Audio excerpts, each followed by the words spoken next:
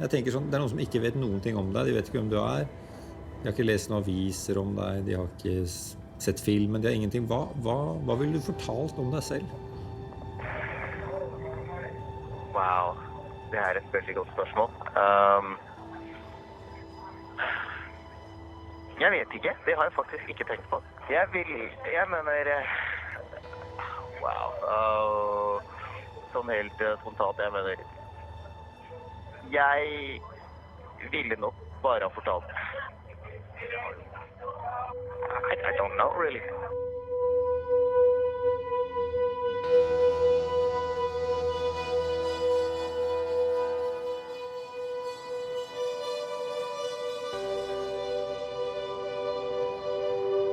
Boy, it was an incredible waste of talent, I think. I've never seen someone like Waleed Ahmed before. I think it's his personality that he feels the need to almost be bigger than life. He had his plate full of hope. He's a very charismatic person. It's really a most unfortunate thing. He was his own worst enemy.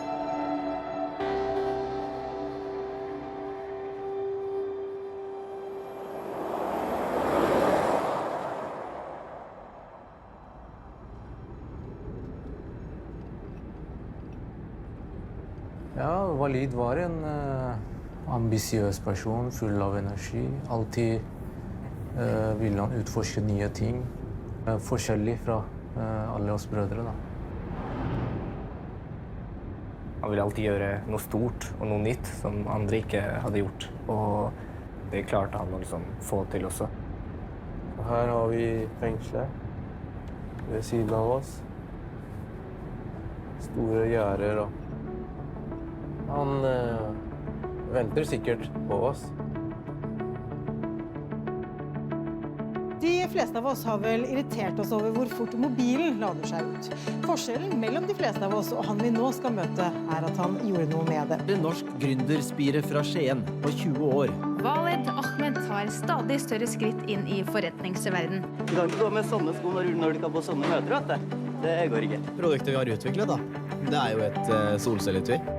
Den har et solcellepanel bak, Som lader opp telefonen ved bruk av solenergi og vanlig lys. Det tar 68 timer å lade den opp, og det jo det batteriet som lades ved bruk av solenergi eller lysstoffrør. Så kan du overføre strømmen til telefonen.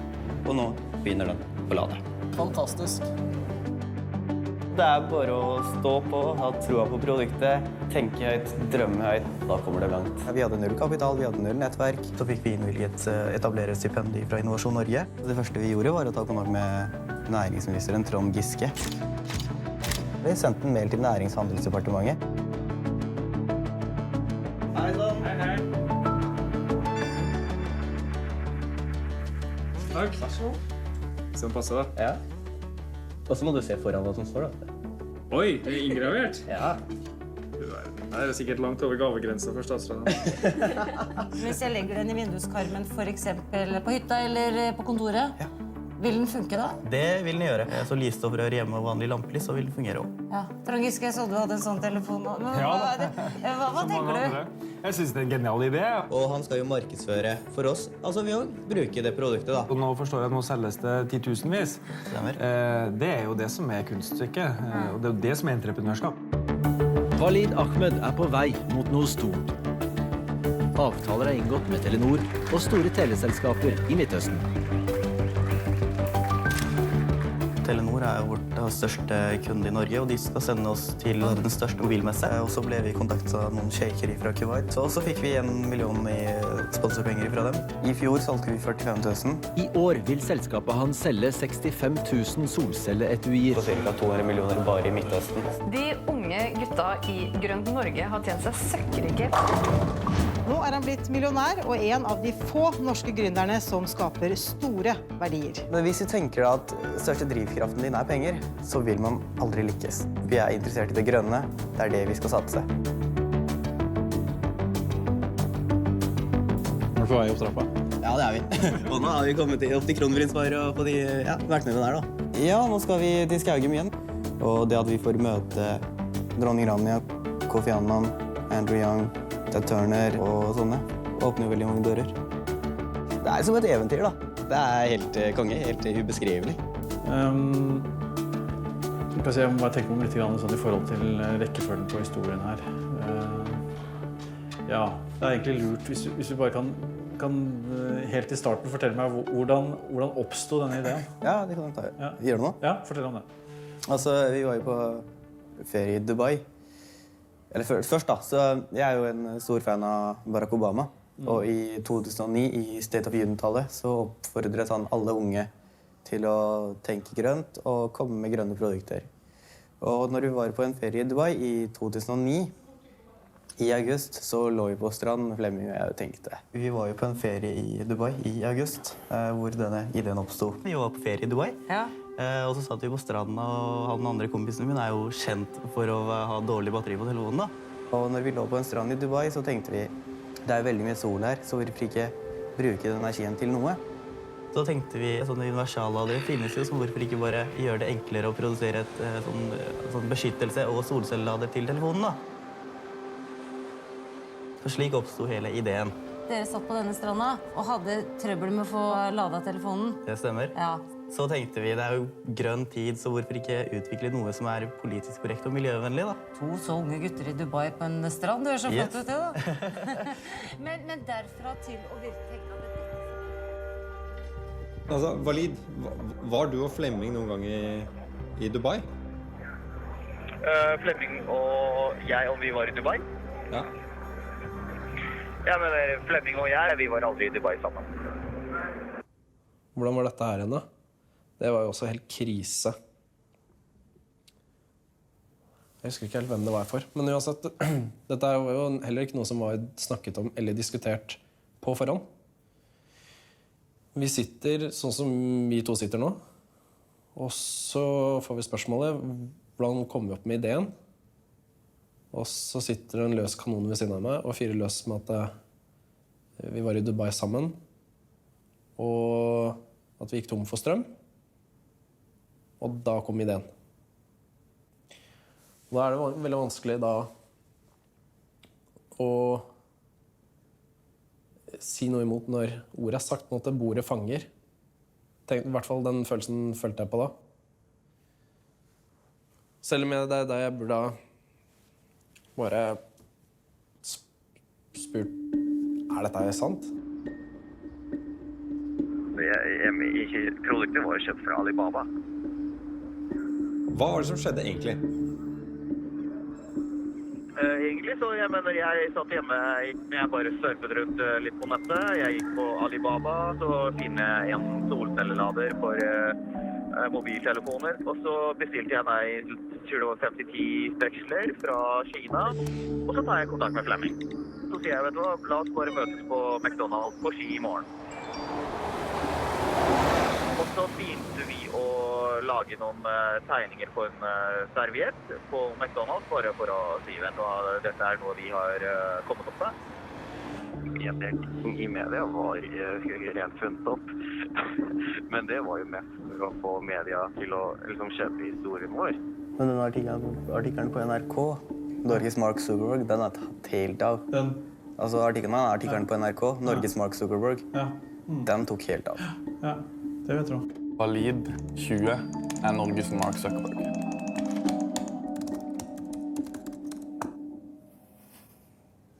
Og hva tenker du om den artikkelen i dag?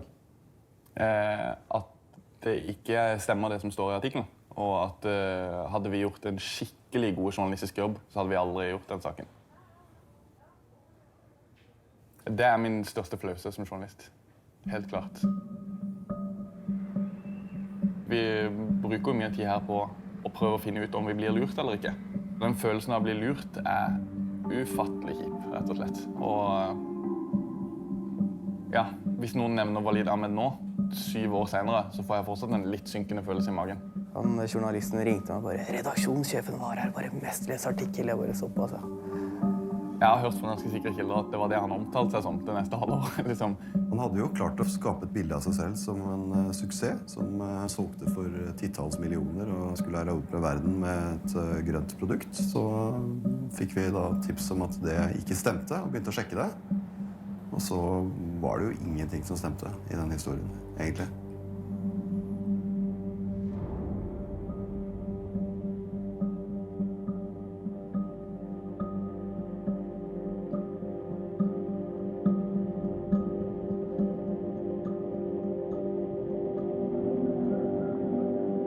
det var jo det, hva skal du si, la oss bare si at ja, det gåsetegn, det kaos jeg skapte i Norge. Jeg mener, det var jo ikke riktig det vi gjorde.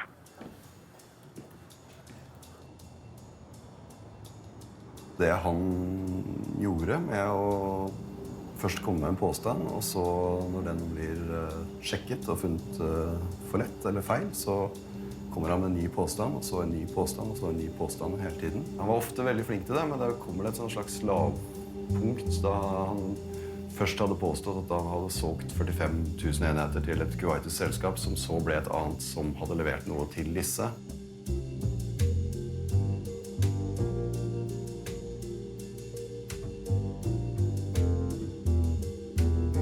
Til slutt så hevdet han at han hadde gitt bort 45 000 ladere for iPhoner til de fattige i Kuwait. Det er riktig nok en del rike folk i Kuwait, men jeg tviler vel litt på at de fattige har iPhone. Det er rett og slett litt fascinerende å se gjennom gamle mailer og se at han også har hevdet og solgt 20 000 av disse enhetene til Telenor. Men allikevel så setter han opp en person i Telenor som referanse og sender oss e-post og mobilnummer til riktig person. Det vi gjorde var å ta en prøveordre på 100 stykker, som vi la hos vår distribunal i Sandefjord. Det er bare å sjekke. Det er bare å ringe, ta opp telefonen og spørre, har dere kjøpt 20 000 enheter? Jeg tror det var snakk om 20 000. Ja, det stemmer ikke i hvert fall. Det eneste volumet jeg tok inn, det var 100 stykker. Og det volumet det gikk ut i litt langsomt tempo. Jeg tror faktisk ikke vi tømte lagret på de heller.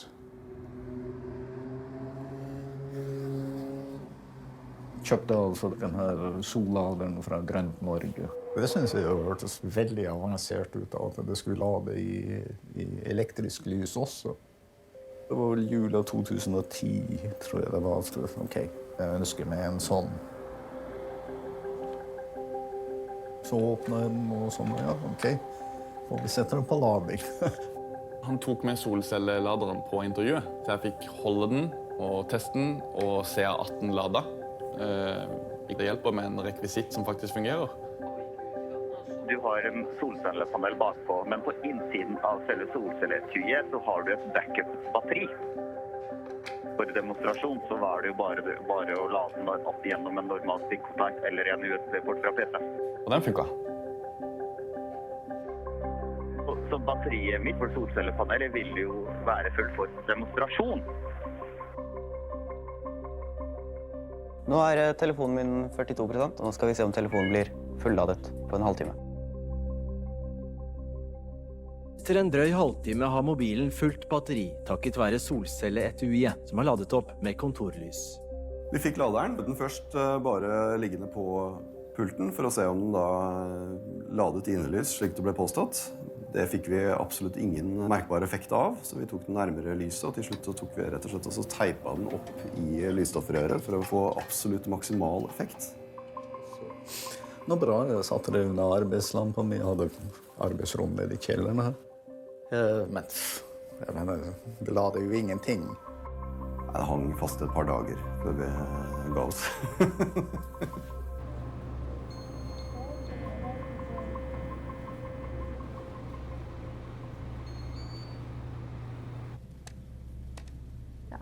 En uke. En uke siden. På innelys så lada den såpass svagt at den ville bruke 1400 timer på å lade seg opp. Så har vi 58 dager. Ja. En veldig fin tanke, men helt ubrukelig. Produktet fungerte. Produktet, det var et dårlig produkt. Det var det. Hvorfor tror du alle trodde på solcelleladeren? Jeg vil nok tro at, og det var politisk korrekt, det var veldig mye fokus på miljøvennlige produkter, miljøvennlige ting, og dette her var et miljøvennlig produkt til dagligdags bruk, så det på en måte var rett i kjernen da. Men virket jo ikke? Det gjorde den ikke. Men det var jo det at media solgte den, og historien solgte. You have 1 minute remaining. Det var jo det at media solgte historien. Ja, men jeg kunne ikke tro på det. Jeg tror på det vel. Tenkte ikke du også mye på det underveis? At det var litt rart? Noen ganger. Jeg bare, ok, men det var ingen som stilte meg de spørsmålene. Og da tror jeg vi blir brutt av hvert øyeblikk. Thank you for using GTL. Det kan være mer tid. Vi gjør research som journalister skikkelig. Man må sjekke ekte dokumenter og snakke med ekte folk og alt mulig. Men det også en del av researchen som vi bare googler, og så ser vi. Og når det kommer opp bilder sammen med Trond Giske, sammen med kongefamilien, sammen med alt mulig, det har jo noe å si. Det har noe å si for bare førsteinntrykket, som du da må, hvis jeg skulle klart å avsløre han, så det vanskeligere med det utgangspunktet.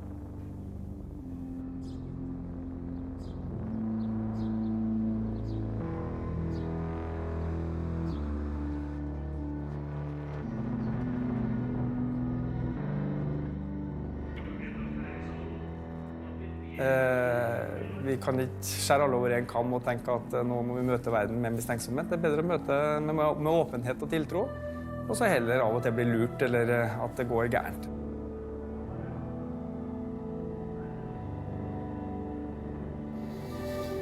Et bedre liv, og det blir et bedre samfunn. Er den ødelagt, maskinen?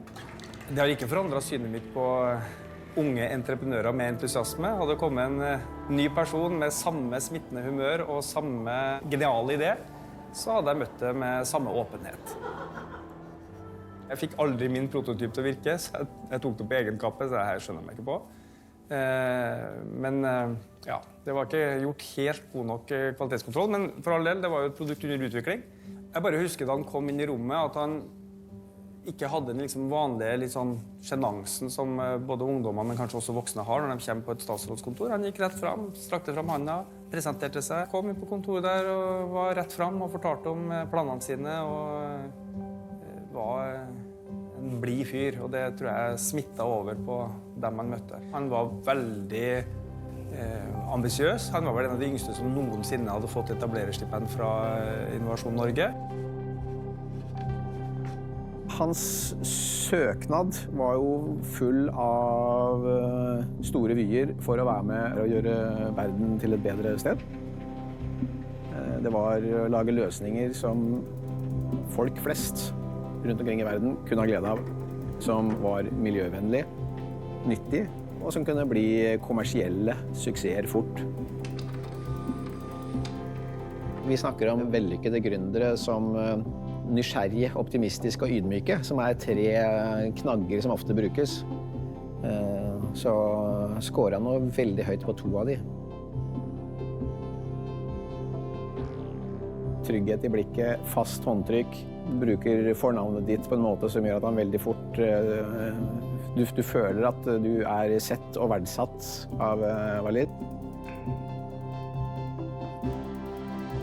Så han er noe for seg selv. Det finnes noen slike, men han var kanskje spesielt ung til å ha catcha denne måten å bonde med folk på.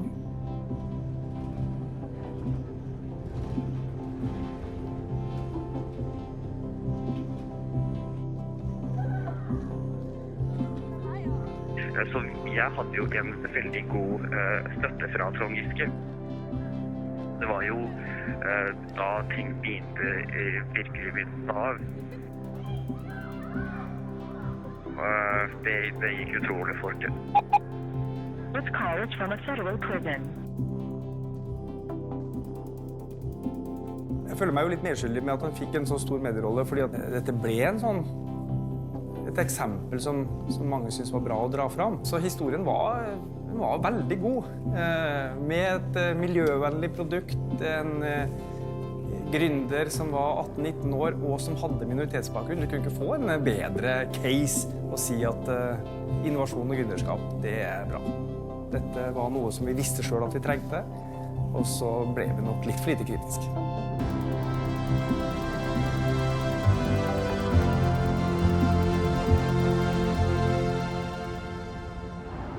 Jeg tenkte aldri på å reise til USA før, så det var først etter at Walid havnet her. Det er kun for Walid at vi er her.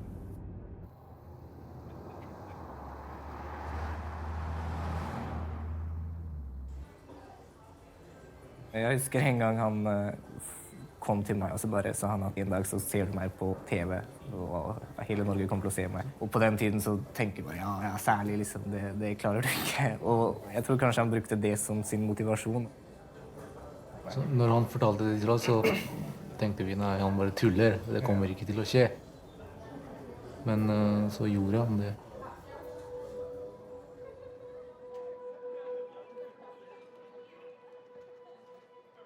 Som en person når jeg var ungdom, jeg tror jeg var veldig tilbakeholden. Jeg ville liksom ikke snakke om alt.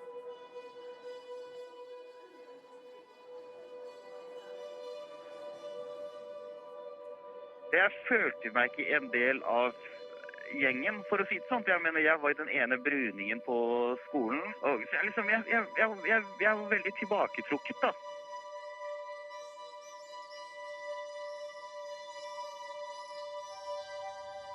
Ærlig talt så hadde jeg ikke sett for meg han som en som skulle stå fram som en gründer og som utmerket seg på den måten som han gjorde. Han sleit jo med norskfaget, og de tekstene han skrev, det var jo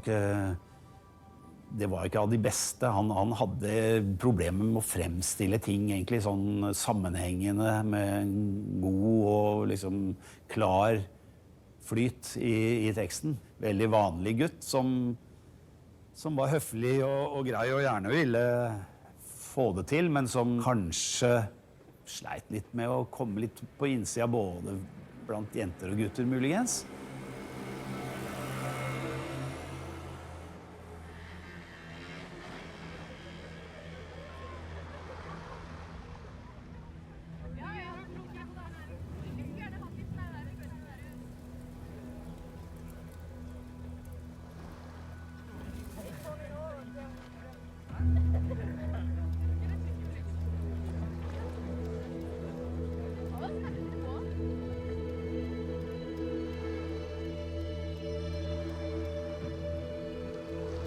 Ytre Enebakk var og er et veldig sånn vanlig norsk liksom, forstadsområde.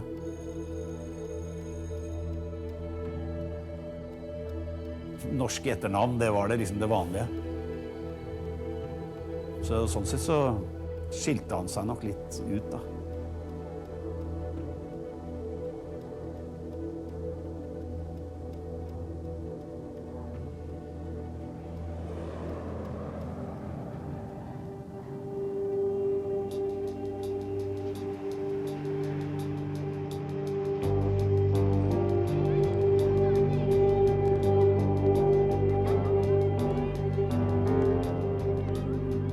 Det var et helt annet kultur. Det var fra 40 varmegrader til minus 30 grader. Ikke alle norske liker oss. 1% er ikke snille. Hva heter du? Hva heter du? De fant seg jobber som etnisk nordmenn ikke ville ha. Men en ting må den første generasjonen ha da. At de har satset målrettet for at deres barn skal ta seg høyere utdannelse og bli godt integrert i det norske samfunnet. Første drosjesjåfør er her. Første som begynte i hotellbransjen er her. Første som begynte med å vaskejobb er her. Her har vi den første historiske personen. Han kom til Norge i 1969. Han var 17 år gammel. Fikk idé i 2002, hvorfor ikke kopiere den måten man feirer 17. mai over til Pakistan av 14. august. Det er Pakistans nasjonaldag, 14. august-komiteen, 17. mai-komiteen. Pride of Performance Award ser sånn ut. Prisen har gått til norsk-pakistanere som har banet vei, som har skapt historie i det norske samfunnet. Og vi har også gitt den til Walid Ahmed, som var den første gründer som skapte historie og store forskrifter i det norske media om at han har skapt en solenergioppladder grønt Norge. Og det synes vi var veldig stas at en ung gutt med pakistansk bakgrunn har oppfunnet en oppfinnelse som mange andre ikke hadde tenkt på. Derfor så fikk han den prisen. Vi lever jo i Norge i et flerkulturelt samfunn, og vi jo veldig opptatt av at mange av de som ikke har besteforeldre som født her, skal lykkes. Jeg ga ham denne prisen. Han hadde blitt sett, han hadde fått det til, og ble da elsket for det. Og det var stor stemning og veldig mye positivitet rundt det. Han hadde med seg hele familien, hele det norsk-pakistanske miljøet, hele pakistanske myndigheter. Alle var stolte.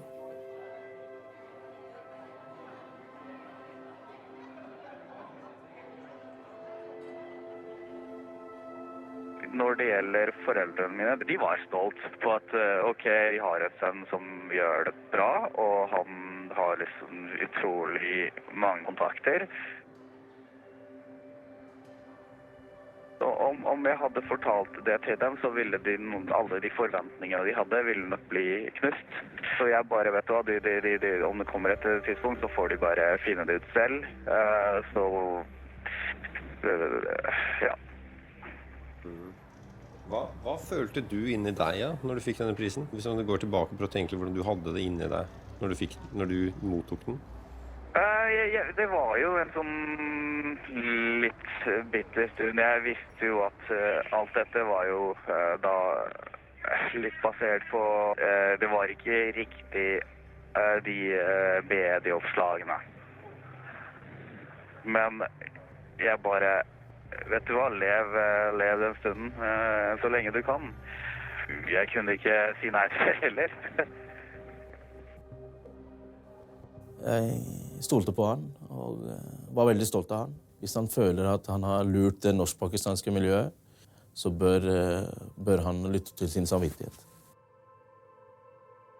Når man gir noen en sånn pris, så legger man også et press på skuldrene. Så vi skal nok tenke oss litt om før vi heier frem unge mennesker i for stor grad, sånn at de til slutt da ender på den gale siden. Og det at han har søsken som har gjort det bra, overrasker egentlig ikke, fordi at det klart at han jo en smart kar. Men han var bare ikke så smart når han valgte vei etter hvert. Men det finnes jo ganske mange intelligente skurker.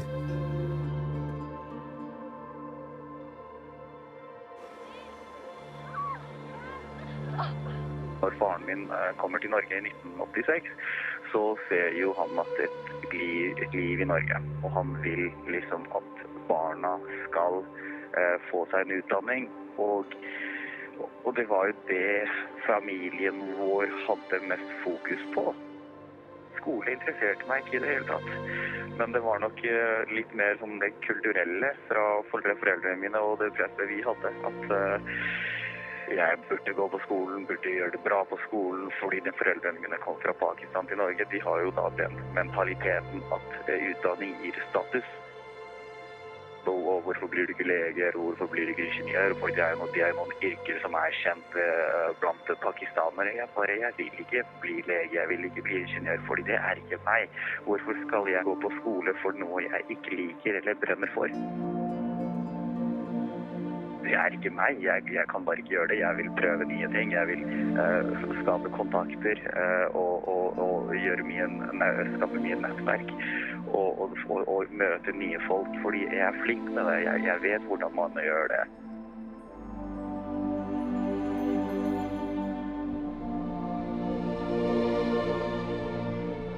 Tiden min gikk mest inn i research av folk, og det var jo veldig viktig for meg å lære hvordan man kommuniserer med folk på høyt nivå, som for eksempel Håkon og Mette-Marit og dronning Sonja og Kofi Annan og dronning Rania og alle de, så det var veldig viktig for meg å komme inn i den delen og lære hvordan man oppfører seg og beveger seg i denne sirkelen.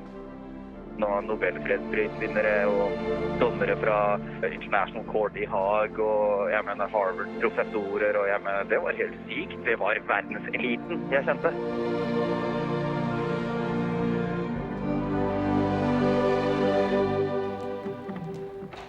Vallet til å bli verdens rikeste og mest kjent. Feitest bil, størst hus.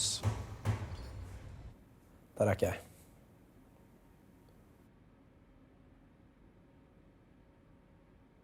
Mine ambisjoner var egentlig at dette noe jeg kunne drive med sånn at jeg kan leve av det. Og ikke sitte foran et kamera. Ja, fordi det jo altså, dere millionærer og søkkerike og sånt, men dere på jorda fortsatt?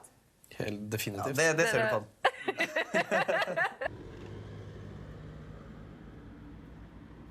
Jeg kunne naturligvis ønske at det var reelt at vi oppnådde suksess. Men det jeg lærte i ettertid at som sagt, det livet jeg lever i dag da, som elektriker, samboer, barn, det jo akkurat det jeg egentlig ønsker. Så vi var på litt to forskjellige plan, men det jo veldig morsomt å prate om, og vi pratet mye om det. Og det var jo noe av den tingen som jeg ikke oppdaget helt i starten, men etter hvert at han hadde på en måte, jeg vet ikke, komplekser, og blitt mobbet en del når han var yngre. Gjerne når vi snakket om drømmer og ambisjoner og sånn, så rettet han seg gjerne ofte at han skulle vise dem som har mobbet han, at han var vellykket, at han fikk det til. Så det kanskje ikke så lett heller, og når han hadde brødre, en som var lege, den andre som var ingeniør. Han hadde vel kanskje noe å bevise. Jeg vet ikke. Just do it. Yep. Just do it. Takk for at dere kom. Lykke til videre. Takk. Tusen takk. Hvis Norge fortsatt skal være et godt land å bo i, velferdsland, et land med et sterkt næringsliv, entreprenørskap. Og hvis vi skal bli best, og hvis vi skal jobbe smartest, hva trenger vi da? Jo, da trenger vi gründerskapet. Ja, da trenger vi faktisk dere. Norge trenger flere gründere som Walid. Det grunnen til at elever fra videregående skoler i Oslo møttes i går til gründercamp. Vi jobber jo med å få unge mennesker opp og fram.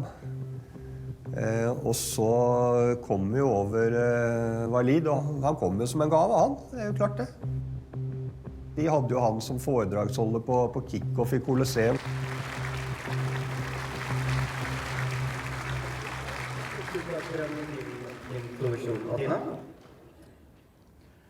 Sammen med Flemming Bordoy startet jeg Grønt Norge i alderen av 17 år i 2009.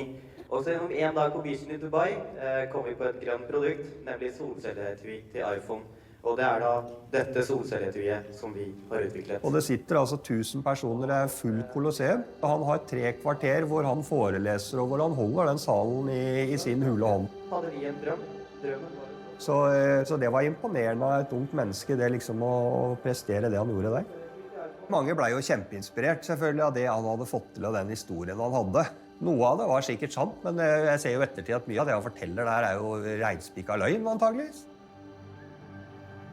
På slutten av konferansen så sa han at hvis det noen som holder på å starte opp og trenger noe hjelp med noe, så skulle de ta kontakt med han.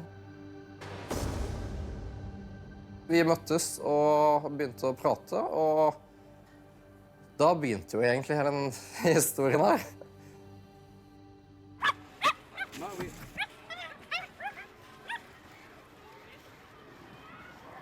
Jeg og Walid kommer fra ganske ulike kår, for å si det sånn. Unntaket var jo da ambisjonsnivået som allikevel gjorde at vi hadde nok felles interesser til at vi kom godt overens. Da ble vi enige om at han skulle gå inn som å være min mentor. Det som imponerende med Walid var at han hadde fått til å åpne så mange dører. In only 2 years, Partnership for Change has been established as the leading Nordic arena for social innovation. I'm very excited to be here at Partnership for Change. This is fun, right? Partnership for Change det var en konferanse som var på Operaen i Oslo, hvor man har en haug av innflytelsesrike mennesker som skal finne ut av hvordan kan man gjøre samfunnet bedre med sosialt entreprenørskap. What is human dignity? What is ethics in our world? What values do we want in our world? Så det var Barry White, ambassadøren til USA i Norge, som hadde invitert Walid, og da fikk han lov til å ha med seg noen, og da tok han med meg. Walid går selvfølgelig først bort til de ambassaden og skal få en av de til å presentere seg til en annen person. Han gikk bort til noen han så vidt hadde møtt og sa at jeg kan introdusere meg til de her, og så til en annen, og så snakket han plutselig med folk som hadde vært presidenter. Han hadde med seg en iPad på konferansen bare for å gå gjennom forretningsplanen og en reklamefilm som skulle vise litt problemstillingen. Emily? Emily! Emily! Emily! Emily! After the roller coaster of panic and relief came to an end, the idea for the Child Finder was born. Det var et selskap som het Evado Philip, som skulle lansere et produkt som het Child Finder, som da var en GPS-tracker for å holde øye på barna sine hvor de var. Så det var et prosjekt han var veldig stolt over, og forklarte at han var en av menneskene bak, og brukte da alle disse dokumentene han hadde fått tak i, til å presentere det som sitt eget prosjekt for å prøve å få inn investorer. Som jeg skjønte, så var han ikke involvert i det hele tatt. Han har bare fått forretningsplanen og så videre. Og så brukt det for å svindle. Typisk valid-dokument, for å si det sånn. Det han mente var fra Barack Obama, da. Dear Valid, I would like to extend my deepest thanks for your kind gift. Your thoughtfulness and generosity are much appreciated. Dette her skulle han jo ha fått fordi han hadde sendt en av disse solcelleladerne sine inngravert med Barack Obama sitt navn med noe gullplate eller noe via ambassadøren i USA. Og om det stemmer, tror jeg ikke. For å si det sånn. Men det er litt sånn som med Valid. Noen av de syke tingene stemmer faktisk.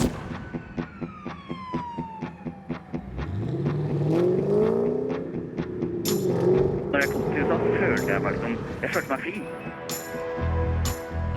Nå kan jeg på en måte gjøre det jeg har lyst til å gjøre. Og ingen vil bry seg om det, så du kan bare leve fritt, liksom.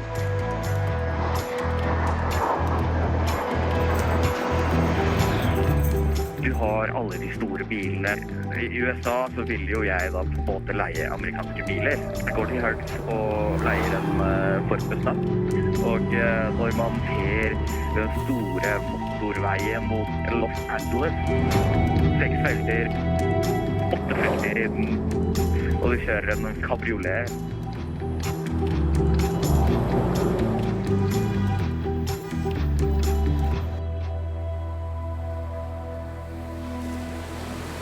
Folk i USA er ikke opptatt av janteloven. Vi har veldig mye av dette i Norge. Fordi du kunne liksom ikke være deg selv.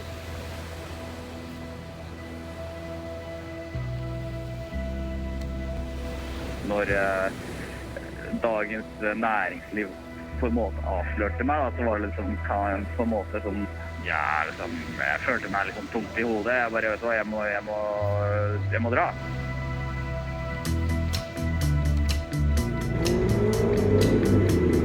Jeg følte meg litt sånn, ok, ingen kjenner meg, og her er det bare kult. Jeg ønsket å leve et stort liv. Så det var jo den holdningen jeg hadde, og det var derfor jeg likte meg selv i LA og USA, fordi her kan du på en måte bare bo i et fint område. Og jeg ville jo være mest på Rodeo Drive, Wilshire Boulevard, La Cienega Boulevard. Og der har jo du alle ringer, og du holder deg ikke tilbake.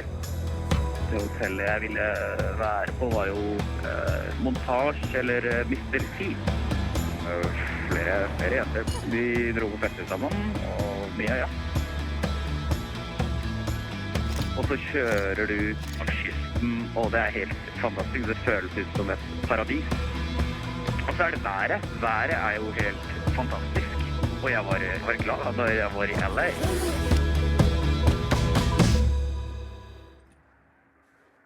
Men hvilke penger var dette da? Det var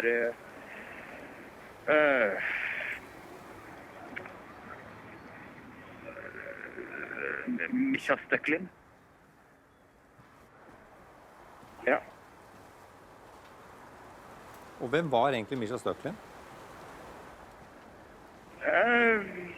Jeg kan ikke snakke mye om saker at nåtidspunkt. Hei, Valid. Kan du ta kontakt til Misha og ordne opp i dette rotet du har skapt i stand? Du vet like godt som meg at du kommer til å bli tatt veldig snart. Går du til Misha og beklager, så blir helt sikkert straffen ikke så ille som om du skulle bli tatt mens du flykter. Den så han aldri, og etter det hørte jeg aldri mer fra han. Da. Så det var den siste meldingen. Misha Stöcklin er jo min fars halvbror.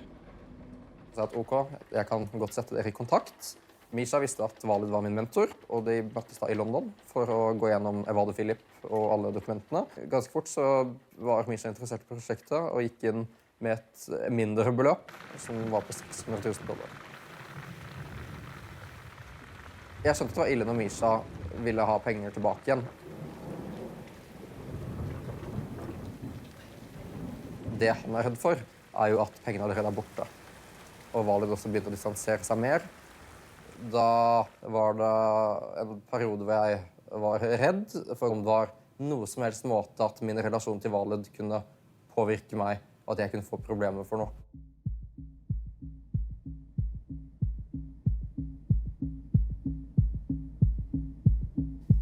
Det ble jo avsagt en fraværsdom sent i 2013 etter et søksmål da fra en av disse som Walid hadde vært i kontakt med, og hvor han hadde mottatt en del penger fra ham. Og det ble tatt ut et søksmål for å få disse pengene tilbake. Og jeg snakket mye med Walid om den prosessen underveis, og det ble jo som kjent avsagt en fraværsdom, og det var i og for seg et ønske fra Walid, som etter hvert tenkte at dette er noe jeg hverken kan eller vil angripe.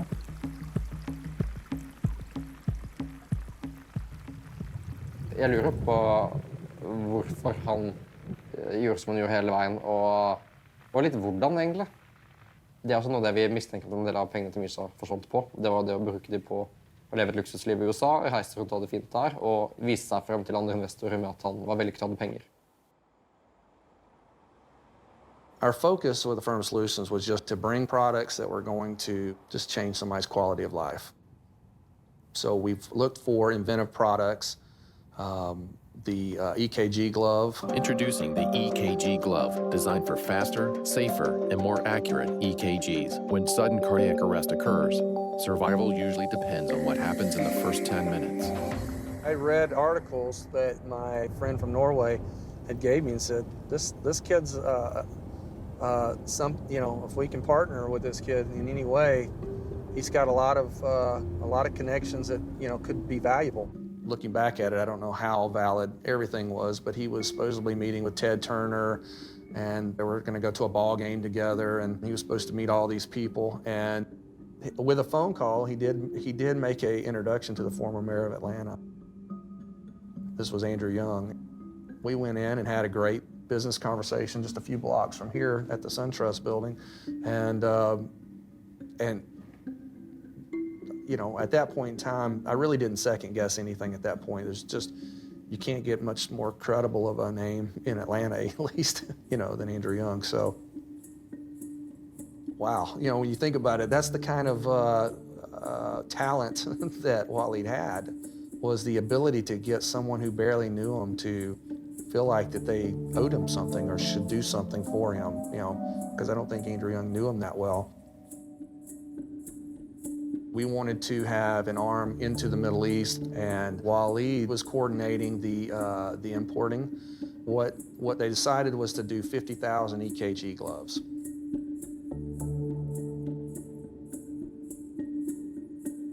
I said, I need to see funds transferred from you before I give funds to the manufacturer. And he had said, well, the funds have been wired. They are held in a Norwegian bank and will be released in 2 to 3 weeks. But here's a copy of the transfer. And he sent me a copy of a bank transfer. That works for me. If it's held up 2 or 3 weeks, not a problem. And I went ahead and funded the money to the manufacturer and got manufacturing started. I remember receiving 10 or 15,000 gloves on our dock and not being able to get in touch with Walid.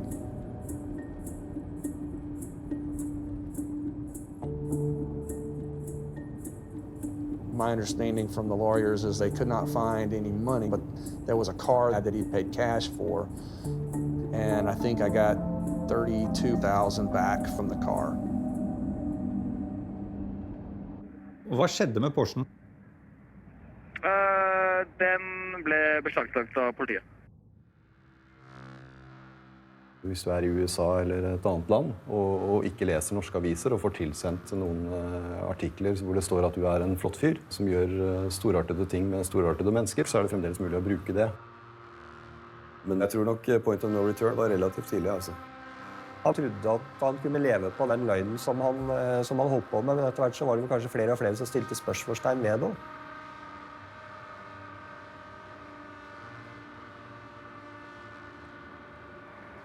Hva var min drøm? Min drøm var å bli rik. Bli rik, ha mye penger.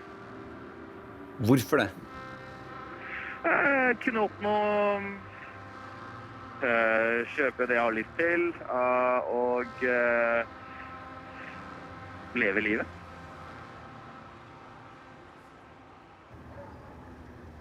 The FBI had made the decision. The time had come to pounce. Khalid Ahmed came here to the San Francisco International Airport, but just before he boarded the plane, he was arrested by the FBI. Ja, altså når jeg gir selve boardingpasset til KLM-flyvertinna, så ser jeg what the fuck. Liksom, det jævlig mange politibetjenter her med gevær, pistoler og alt dette. Jeg kunne aldri forestille meg at de sto der for meg. I mean, when I met him at the airport, he was head to toe in Louis Vuitton and Prada attire. I didn't even know there was Louis Vuitton tennis shoes until I saw him wearing them. So, and then we had a long interview in which he basically confessed to what he had done.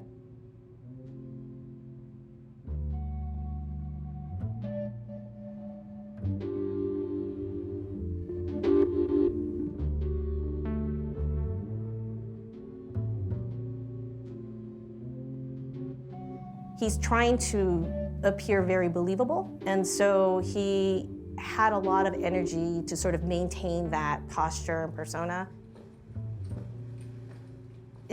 You almost could see that he became extremely deflated. And it was at that point that he started to tell us about what happened.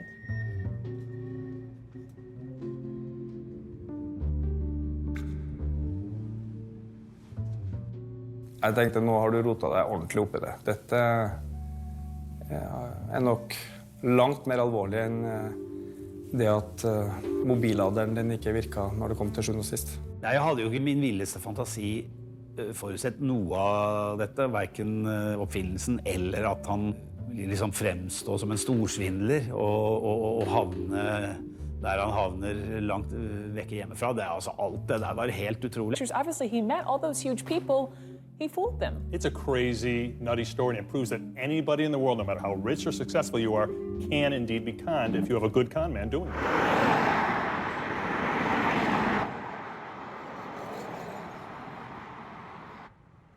I believe it was around September 12th, 2012, Mr. Weinberg had contacted the FBI concerning a possible investment scam. So that was when I was alerted about Mr. Ahmed. And the case went pretty quickly. Special Agent Alice Sujihara. I've been in for about 21 years, and mostly in white-collar crime. Special Agent Sujihara had done a good job of documenting Waleed Ahmed's fraud. That is, that he pretended to have the exclusive rights to Justin Bieber concerts in Scandinavia in order to bilk an investor out of about $1 million.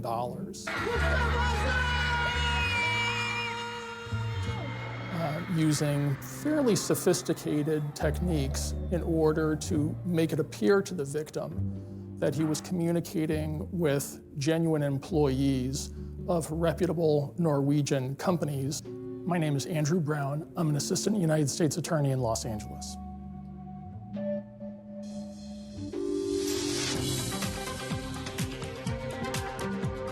Nordmannen Waleed Ahmed reiste til USA og sa han hadde en avtale med Justin Bieber om at han skulle arrangere artistens konserter i Skandinavia.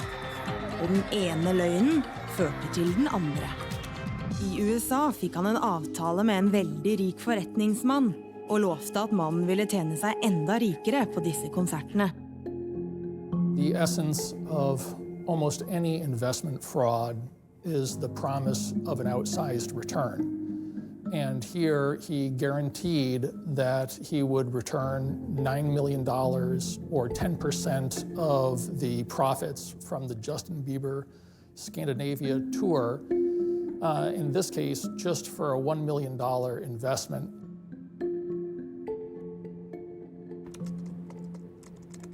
Når jeg gjorde den Justin Bieber-tingen, jeg visste jo hvordan man kunne manipulere nettsider da. Og så kjøpte jeg domener som var lignende, like Scooter Brown Management, og så ville jeg bare linke den URL-en til den originale siden da. Så når en investor fikk en dummy-e-mail, så ville han gå til den originale URL-en. Og så bare finne noen lignende kontrakter på internett som allerede har vært skrevet, og bare legge til ting som investoren tenkte på da. Det var et forfalsket kontrakt, det var misledende overfor investoren. Ja, så jeg hadde jo en tanke, så am I really going to fuck over the investor?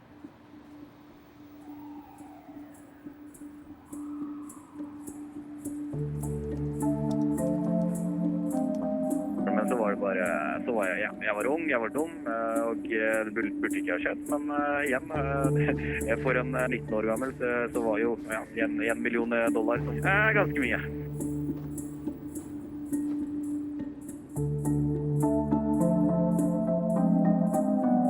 The victim in this case took the insurance contract that Waleed Ahmed provided and gave it to an insurance professional who had been in the business for decades and asked him to look it over. And he said, oh, yes, this looks good. So by using things that were actually employed in business, he gave his scheme verisimilitude so that it would confuse the victim. For legal assistance, press 1. For media or communications, press 2. For all other matters, please press 3. Thank you for calling. If you're calling for legal assistance, please hang up and dial 405-524.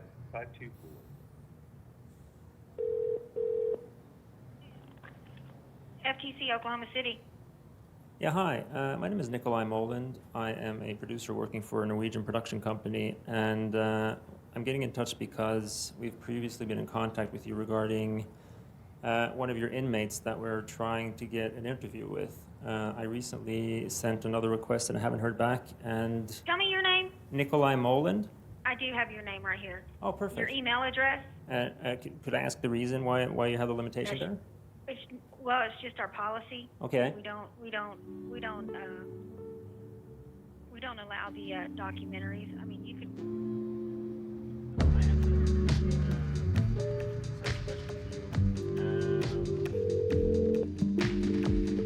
Your call is being answered by Audix.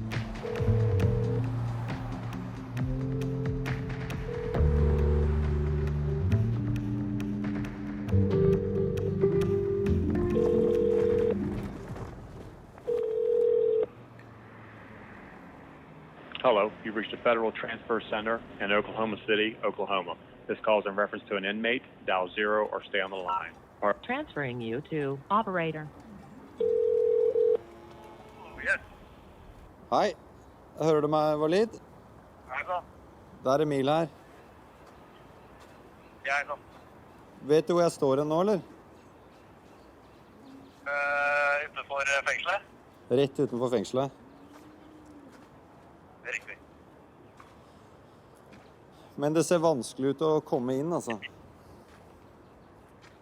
Ja, det tror jeg, fordi jeg snakket med den jævla fengselssjefen, og det han sier er at jeg spurte han i har du et sekund, eller sier han noe, og sier han vel, gjelder det selve dokumentaren? Og så sier jeg, ja, og så sier han vel, I don't have time to entertain your bullshit, så det vil aldri skje, liksom. Så sier han vel, du burde egentlig ha vært i isolasjon akkurat nå, så jeg er heldig at jeg ikke har plassert deg i isolasjon, så jeg mener, vi har jo en tendens til å retaliate against deg da, liksom. Jeg skjønner. Vi jobber med saken, og vi prøver så... Ja. Vi ønsker veldig å komme inn og hilse på deg. Vil du beskrive det der? Altså, hvis jeg spør deg, hva var det første på en måte, hva var det første gærne du gjorde? Det var å forfolke inntaksbrevet til Ski videregående skole.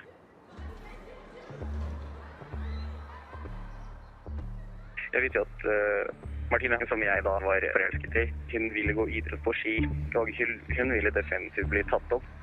Hun var første gang jeg ble forelsket i noen, og jeg måtte gjøre noe for å kunne være nær henne. På Ski videregående så det stort sett veldig skolemotiverte og flinke elever som liksom har knekt skolekoden, og det var vel nesten en eliteskole. Og de andre skolene brukte ganske mye ressurser på reklame.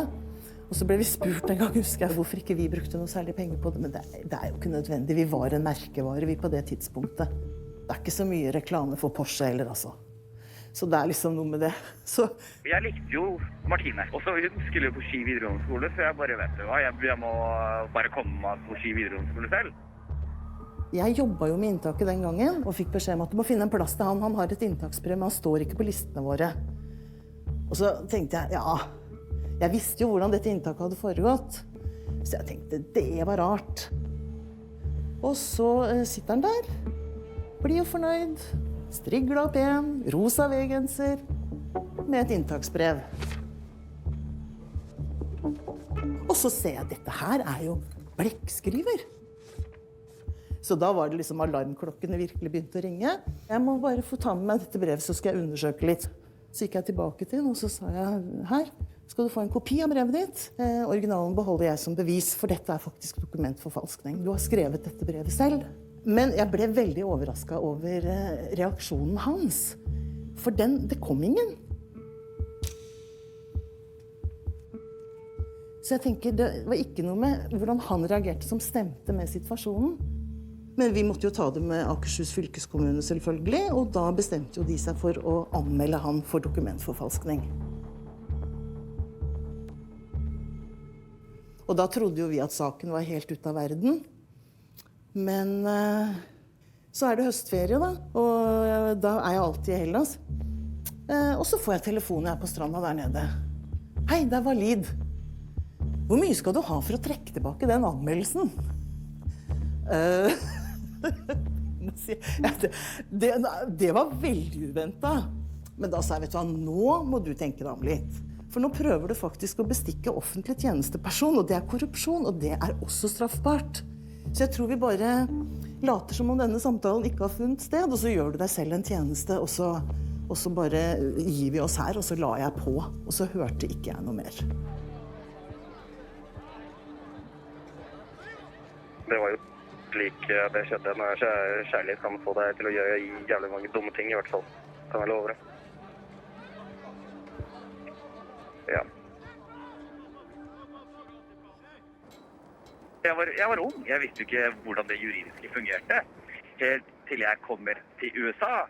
Ok, vet du hva, du må virkelig lytte på hva domstolene sier, fordi de kan virkelig søke deg opp. Og det ser jeg nå.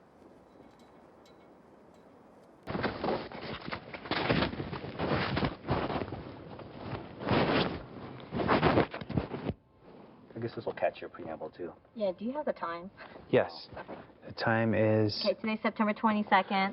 The time is 10:20 p.m. This is Special Agent Alice Sujihara, and also present is Special Agent Albert Fontana and Todd Weinberg. And this is to record a meeting with Walid Ahmed. Is that a lightest blinking? You could tell it's recording. Okay, There would be a possibility that he may not return to the United States, so I figured I have to get all my ducks in a row very quickly. I took my recording equipment, flew up to San Francisco to meet with Mr. Weinberg, and then we had Mr. Weinberg meet with Mr. Ahmed. We were very worried, since he is a Norwegian national, that he would leave our jurisdiction before he was arrested. Okay, I just went in the restaurant, but it is very, very loud, very hot, and very crowded in there. So I may go ahead and suggest that we go to a different meeting spot. I texted Walid and told him I wanted to change venues, and he said that was fine. So it's 2 blocks down this way. It's called the Cliff Hotel. Hi. Do me a favor, can I just check your bag? Sure. Yeah, absolutely. Yeah. Just meeting a friend for coffee.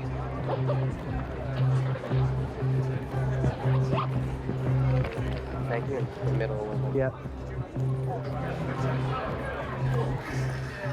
Hvorfor reiste du en siste gang tilbake til San Francisco? Jeg mener, jeg var jo i New York, og så plutselig får jeg en tekstmelding fra Todd Weinberg at vi burde møtes. Så tenker jeg at ok, jeg burde prøve å kjøpe mer tid og gjøre det riktige. Hva skulle du da?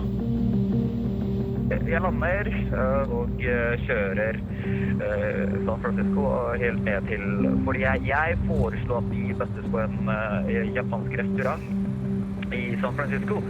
Og så får jeg en plutselig melding fra Weinberg at det stedet her er veldig høyt med mye musikk, så la oss møtes på Gary Street.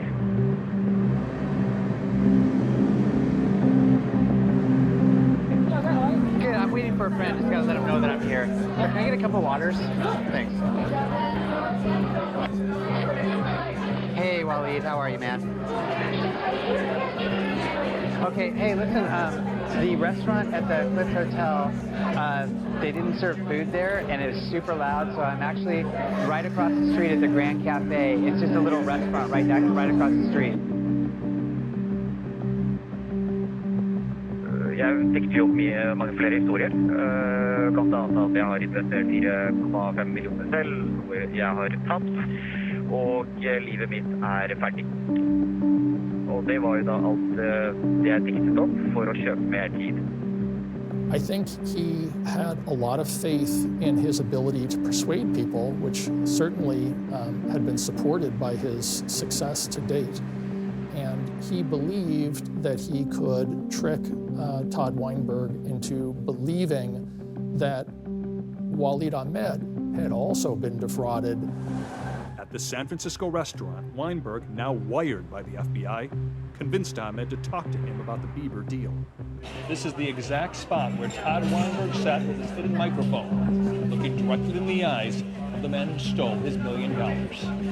Jeg var jo nervøs for å lyve til en person som sitter rett foran meg. Oh no. Oh, here he is, right here. Yeah, okay.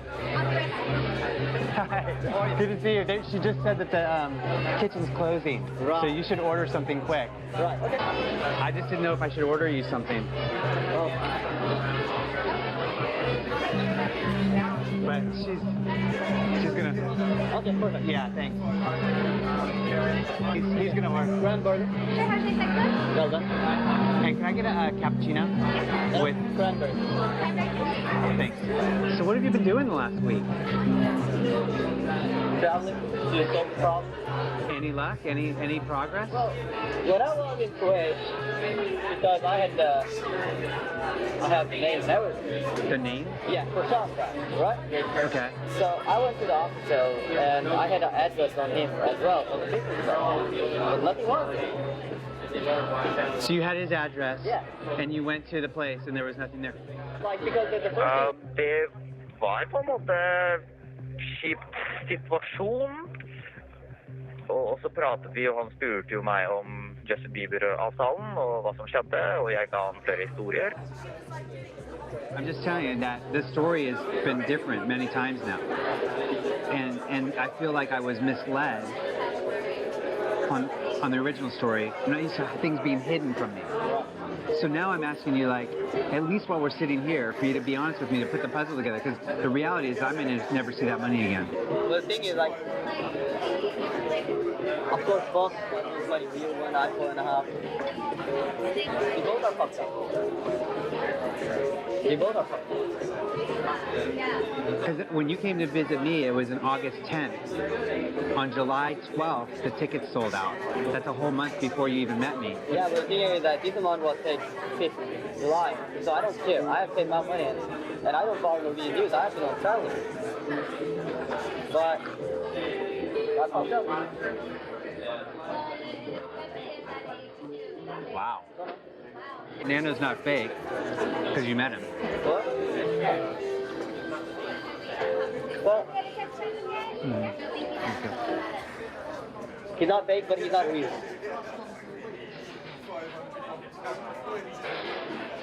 He's not the real Nano. Yeah. But he's a fake Nano that you met.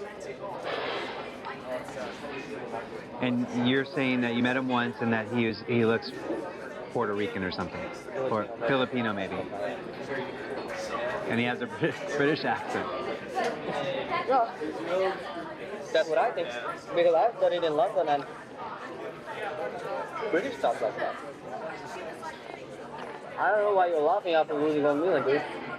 You think I'm laughing? No, I'm just trying to get the story straight. Wally, I'm in disbelief. I'm in disbelief that this is happening to us right now.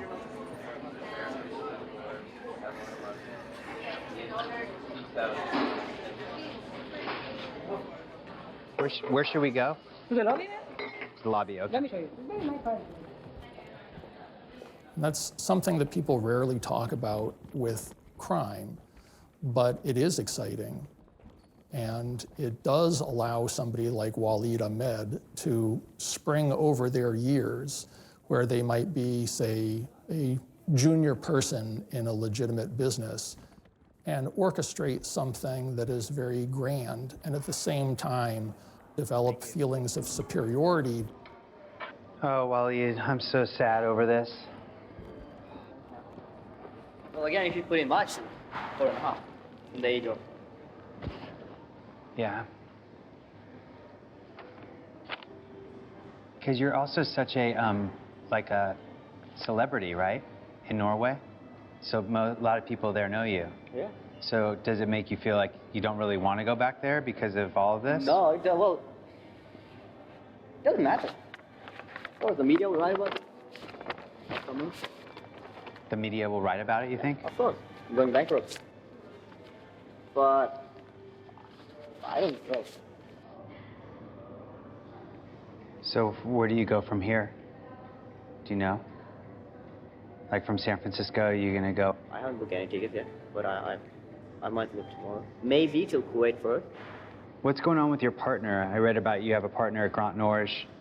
What's his plan? Oh yeah, Fleming. Yeah. He was, well, he's part of Grand Norge, but not part of Justin Bieber. He had no involvement in Justin Bieber? No. He didn't want to do that. Yeah. He was happy the way he is. My goal was to reach the 4th place, but... All right, Waleed. I appreciate you coming. Oh, no problem. It's always a pleasure meeting you. Do the best you can, okay? I will. I All promise right. you. Thanks. So, take All care. right. Okay. And I'll keep you posted. Send me an email. Call me, whatever. Okay. Når vi var ferdige med møtet, så gikk jeg ut og kjørte rundt i San Francisco, så på Golden Gate og hele pakka, og neste dag så blir jeg arrestert på flyplassen. Okay. All right. It is now Sunday, September the 23rd, 1:20 a.m. Og når han var der, så fikk vi telefon fra ham også, at han er der og har møte med investoren senere. Og over i morgen så kommer han tilbake. Og så 2-3 dager så fikk vi ikke kontakt med han. Mobilen var slått av.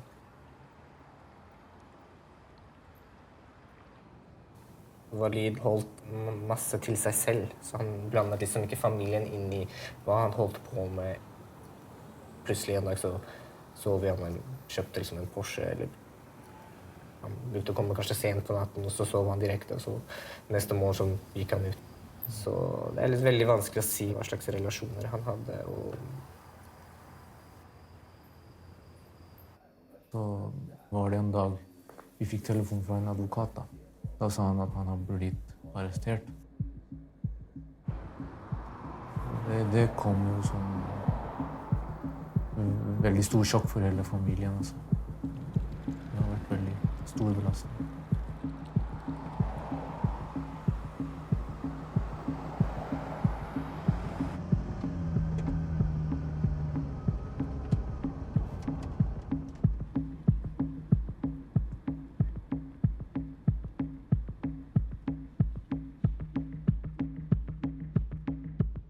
You know, it's a long time ago. He was an unusually young person, very outgoing, very, very smart person. He clearly had made a mistake and he was trying to correct the mistake that he had made. You know, I represented him when he was first arrested here in LA. I was hoping for about an 18-month, maybe a 24-month sentence. That's what my hopes were. I see cases like this all the time, but I don't think I have had one with this kind of result since then. He was his own worst enemy. He could have easily gotten a light sentence. The sentence was just unusually high. What was unusual about this case was how blatant Waleed Ahmed was. Han snakker løst og fast med en kompis og slang med leppa. I don't think that's what he meant when he was writing to his friends, but what he wrote, he essentially wrote about doing harm and doing harm to this country. One of his quotes was, "We are devils and we are here to create hell." Om du leser det på norsk, om du leser det på urdu, så forstår du at det er ikke det han mener. Han sitter i en fortvilt situasjon, han er frustrert, samtidig som han er Waleed Ahmed, rett og slett. And I think that was very detrimental to him because I think the judge was very offended. Jeg sitter nok igjen med et inntrykk av at dommeren ved straffutmålingen la fatalt stor vekt på oversettelser av disse mailene som ikke var riktig. I think that was very, very unfortunate. Jeg ser jo fort for meg at både påtalemyndigheten og en dommer som sitter med denne saken, tenker at jeg skal ikke ha noe av at en som sitter på min vakt slenger om seg med den typen trusler. Det skal i så fall få konsekvenser. Der sitter en ung muslimsk mann med et muslimsk navn, han snakker urdu, han snakker om tsunami, han skal skape kaos og så videre. Han snakker om den oppmerksomheten som han har lyst til å påkalle fra omverdenen. Han har klokkertro på at mediene vil fatte interesse for saken hans og skape denne tsunamien og dette kaoset, ikke sant?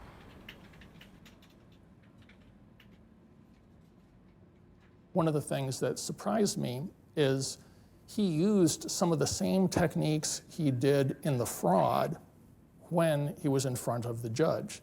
He used that same name dropping that he did with the victim when he was speaking to the court. He submitted like a 4-page letter to the judge talking about his connections in Norway and that he's successful. He had one playbook, which is defrauding victims. And it was a very well-developed playbook, and there were many pages to it. And he had simply imported that into the court system without regard to the fact that the judge is seeing him very skeptically because he's already pleaded guilty to fraud, but Waleed Ahmed could not make that switch. We were not looking for an 11-year sentence, and I was very surprised at the end. Han fikk en dom som var langt over det tilmaktoratet ønsket seg. En veldig ung mann fikk en av de strengeste straffene meg bekjent for en sånn type forhold. Ja, det har en allmennpreventiv virkning, forhåpentligvis. Men når det gjelder Waleed, så er jeg redd for at det først og fremst har gjort ting enda vanskeligere for ham. You know, I feel, when you ask me how do I feel bad. I continue to feel bad because one way or another, you know, I must take some responsibility for the high sentence that he received.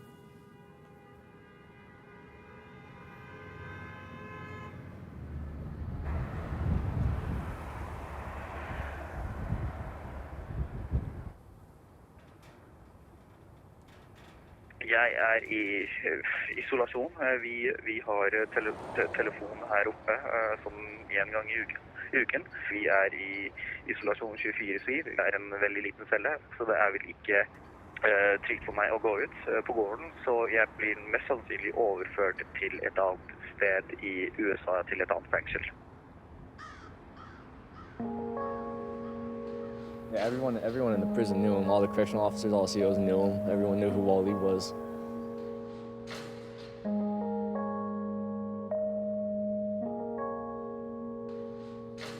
I pitched him a couple business ideas to get his opinion, and you know, but he was just not like your standard inmate at all. And just always being optimistic and encouraging other people to be optimistic too. He told me to go into modeling once. I was like, all right, man. That didn't go very far.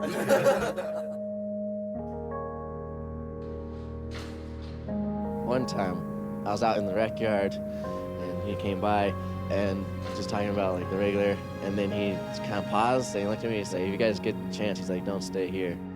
He's like, life is too grand to just waste it here.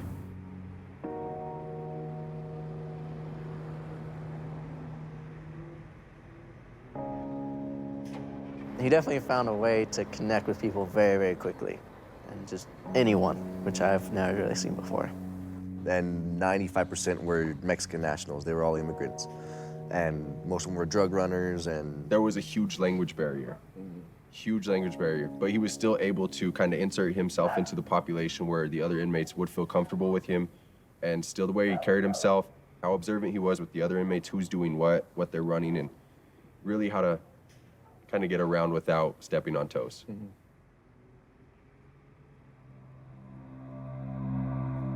I fengselet så folk delt opp I grupper, og hver gruppe har en leder som de skal høre på, lytte til. Og den jeg var I cellen med, han var jo da gruppeleder for Sinaloa. Sinaloa jo et kjent stat I Mexico, og vi hadde jo veldig god dialog sammen, og han ville jo så å si fortelle hva som foregikk. Fordi I fengselet så det jo fint å være knyttet til et av gruppene I tilfelle noen problemer skjer. Og så endte jo han, gruppelederen av Sinaloa I slåsskamp med noen. Og når han gikk, så var det jo ingen som ville kunne forsvare meg fra alle meksikanere. Og det var jo på det tidspunktet, det var falske rykter om at jeg pisser på folk og forteller hva de holder på med I fengselet. Og det var jo da jeg ble, nå var det jo liksom fare for livet. Og det var jo da administrasjonen plasserte meg I isolasjon.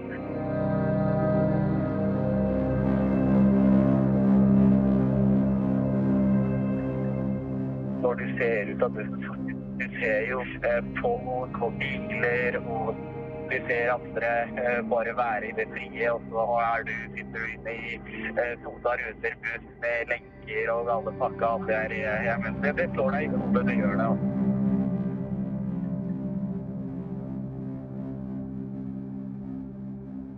Ja, det et liv ingen ønsker, tro meg.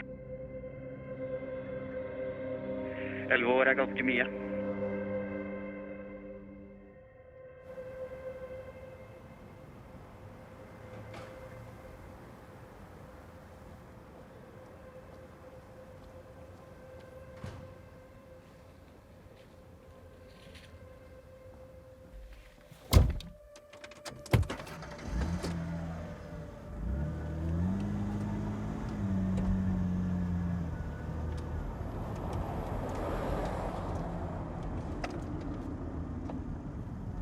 Så da spurte jeg da, hva det som har skjedd? Så det var da han fortalte det. Jeg glad at han klarte å få det ut. Etter at han havnet I fengsel, så har man så mye tid til å tenke på saker og ting som man ikke tenker på vanligvis når man her. Han gråt, han kunne ikke prate. Nei, at han ble mishandlet da han var barn av en familieslektning av oss. Han sa rett og slett at han ble seksuelt misbrukt. Så det var 2 eller 3 tilfeller av det. Ofte skjedde det midt på natta. Så. Var han redd for at dere ikke skulle stole på han? Nei, han var ikke det. Så, og når han pratet om det, så føltes det for meg at det kom direkte fra hjertet hans. Fordi han var veldig sårbar. Og når man sier noe slikt, så det ingen som kan lyve om det. Det ikke noen grunn til det, egentlig. Men det ikke I vår nær familie. Men det dreier seg om en slektning.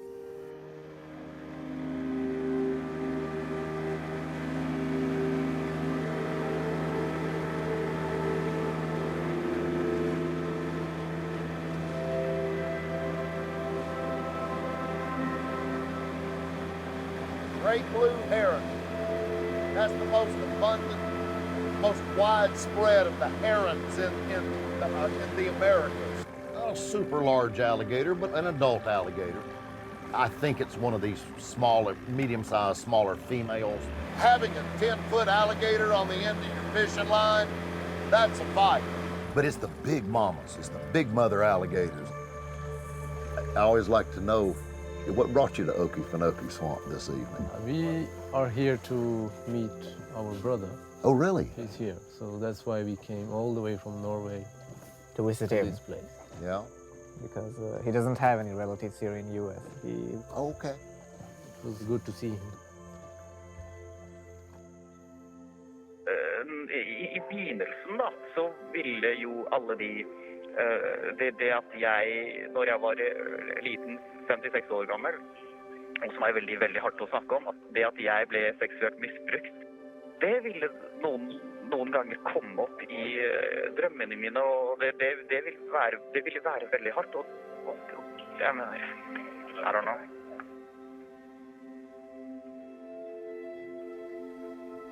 Tenker du noe på, i lys av din historie, om folk vil tro eller ikke tro på den historien? Jeg mener, folk kommer til å ha veldig mange, de vil være skeptiske. Men her, jeg mener, det veldig, om de ønsker å tro meg eller ikke, det får være deres problem, men jeg vet hva jeg har gått gjennom. Walid anmeldte det når han var i fengselet, fordi det ble så plagsomt for han.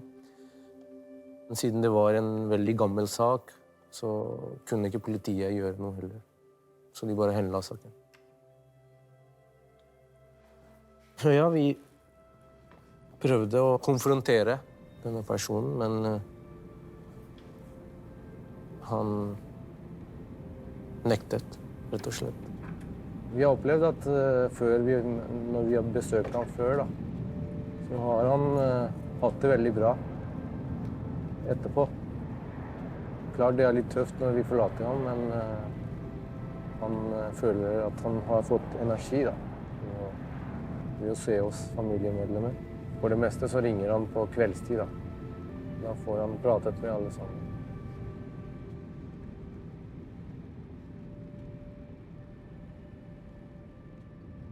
Jeg glad for at jeg har brødre og familien som har vært der, både i det gode og det dårlige.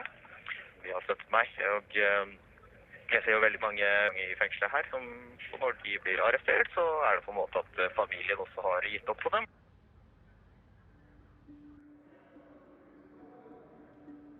Hvor mange fengsler har du vært i siden du ble arrestert? Wow, ok. Første natt bodde jeg på Montebello County Jail, en natt. Og så gikk jeg over til MDC Los Angeles, og så gikk jeg over til Oakdale, og så gikk jeg over til New Mexico, Oklahoma, Mississippi, Georgia, og så vi her i Michigan, så 8. Så forhåpentligvis dette siste. Så tiden min for det meste går jo på å se på filmer og trene og lese en del bøker. Jeg har lest bøker om Steve Jobs, og så leser jeg bøker om markedsføring, entreprenørskap. Det jo slike bøker jeg leser da. Som de sier i USA, I am the scum of the earth because jeg i fengselet. Men igjen, at least I'm honest. Jeg mener, hele Norge vet at jeg i fengselet. At least it's honesty now. Er det en ting du angrer mest på? En ting jeg angrer mest på at jeg levde et fake liv på andres penger. Tro meg, jeg tenker på det hver dag.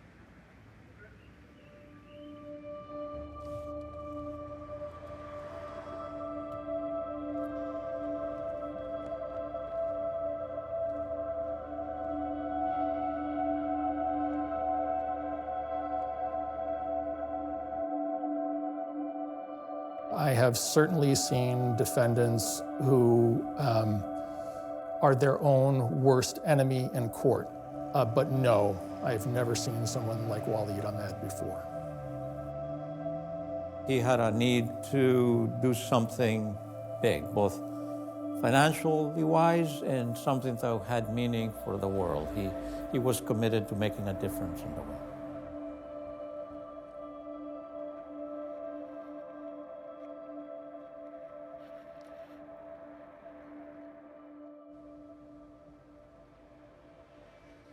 Midtpunkt. Kjendis. Jeg tror han gjør alt som han har i sin makt til å bli verdenskjent. Mest sannsynlig så kommer han til å oppnå noe stort og bli kjent og rik og det han oppnår. Det har bare tatt litt lengre tid.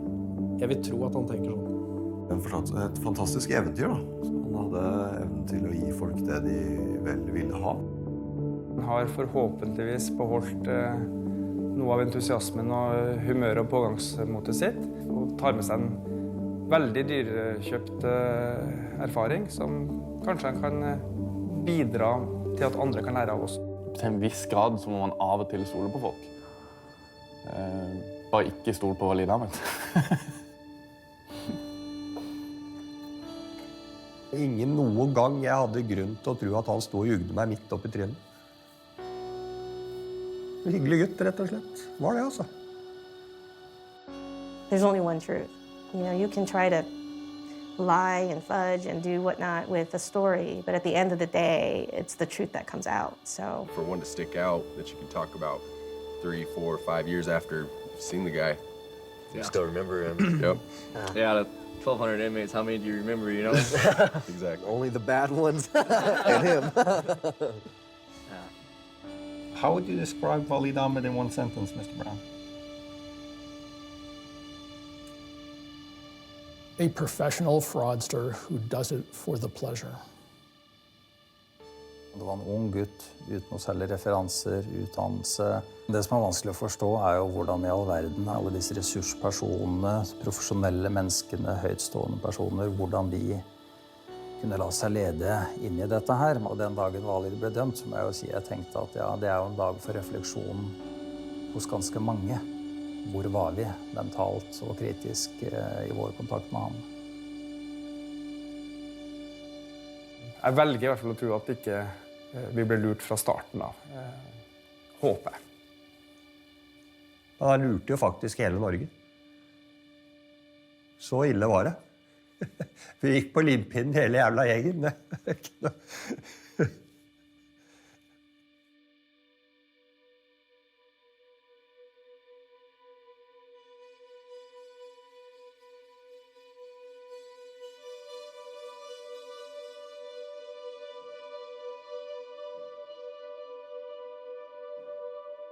Husker du at jeg spurte deg en gang hvordan ville du beskrevet Waleed Ahmed til noen som ikke kjente deg I hele tatt?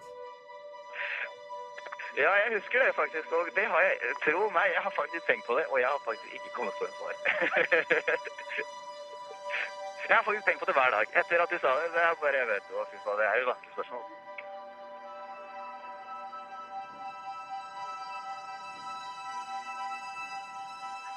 Kan jeg stole på deg da? Men det vet jeg ikke.